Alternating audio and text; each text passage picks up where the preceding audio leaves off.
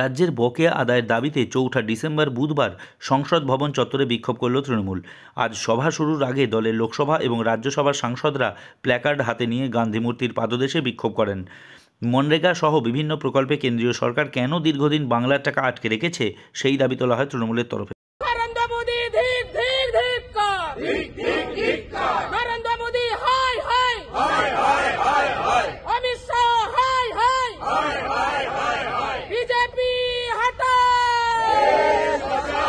তৃণমূলের প্রশ্ন, বাংলার সাংসদরা প্রধানমন্ত্রীকে কেন রাজ্যের বকেয়া দেওয়ার দাবি জানাচ্ছেন না।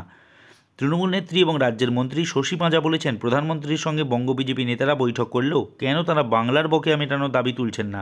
আপনারা যে প্রধানমন্ত্রীর কাছে গেলেন, আপনারা তো এই প্রসঙ্গটা তুলতেই পারতেন।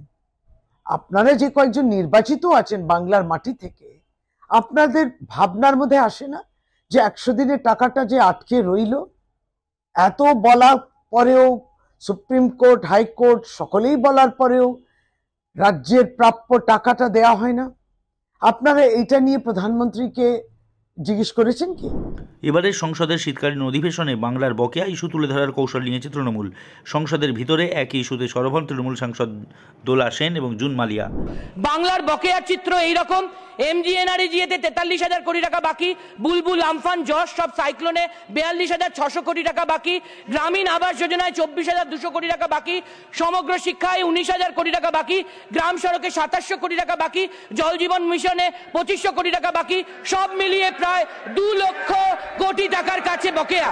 In a way, when the Supreme Court stood with the Mamata Banerjee government and upheld the decision on resumption of the Manregas, in total the union government's outstanding dues across various commitments amount to nearly rupees 2 lakh crore, madam. আগামী দিনগুলিতেও একইভাবে বকেয়া আদায়ের দাবিতে সরকারের উপর চাপ বাড়ানোর কৌশল নিয়েছে Trinamool. Subscribe to One India and never miss an update. Download the One India app now.